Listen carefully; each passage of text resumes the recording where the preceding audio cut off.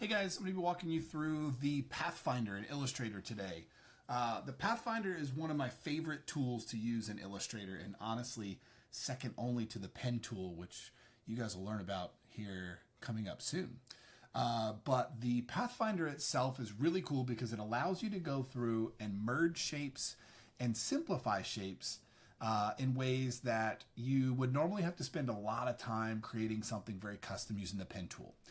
It also allows you to simplify shapes in the sense that if you have a square and a circle and you want it to look like, let's say, a piece of that square was missing, like so, to the naked eye, it still looks like that piece is missing. However, if we look at this in outline mode by toggling Command Y on our Apple computers, you can see that I still have two shapes. So this itself is not simplified. I'm going to go through and show you guys how to simplify this shape. So I'm going to take this yellow circle and place it on top of this blue square. And I'm going to just grab both shapes and come over to my Pathfinder palette. And I have a couple of modes at the top here. I like to use these top modes because I find them to be a little more simple and they give me far less extra pieces and parts that I don't need. So check it out. So I'm going to take this yellow circle and cut through this blue square by going to the second option, which is minus front. That means it's going to subtract the front shape from the back shape. And when I do that, it gives me this. And now if I look at this in outline mode, I have one shape. Okay. If I want to combine these two, all right, I can hit merge, or I'm sorry, I can hit unite. And when I unite them, it will create one shape out of those two. The key factor here is that you got to be careful because when you unite them, it's going to default to the top color. If I go through and do intersect, so let's do this. Where these shapes intersect, it's going to just leave that area and discard all the rest.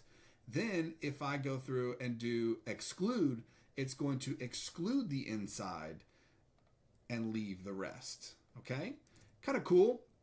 There's a couple of other options down here I'm not going to go into super detail with in this video because I want to try and keep it short. But you guys can read up on these inside of the module.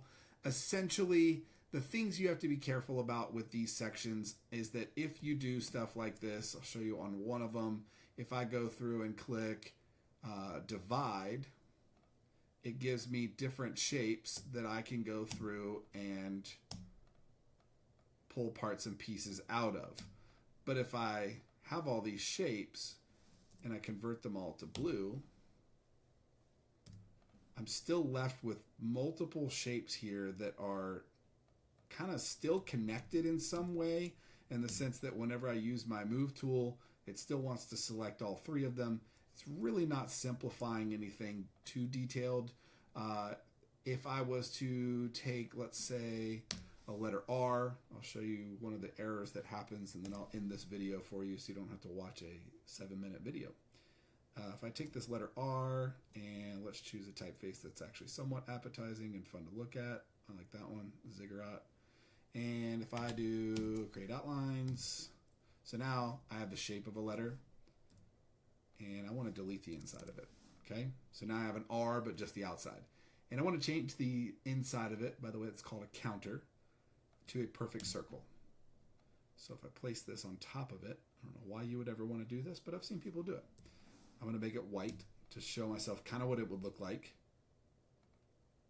And then I'm going to come in here and click divide. Well, if you notice now, I have an error over here in my fill. It has a question mark. And that's because although I can see through the inside of this shape, right? Let's make this green or any color really. I'm going to send it to the back. You guys know how to do that already. It's not transparent yet, right? I divided it, but I need to get rid of this white circle in order for it to be that way. Now it's kind of cleaned up, okay? If I do this again and divide again, now I can delete these, and I just want to keep this over here. I have all these extra shapes. And you're thinking to yourself, well, just direct select, and you'll select those, and you can come back and use this to unite. But guys, look, it left this right here, which is a transparent, non-fill, non-stroke shape. So whenever I select this, I get the error again, and if I fill it with black, then that means it's filling part of it, because this shape was created by the emptiness that was there whenever we had this shape sitting like this. All right? Hopefully this gives you guys a little bit of an idea. This is one of those tools you really kind of have to practice with and get used to.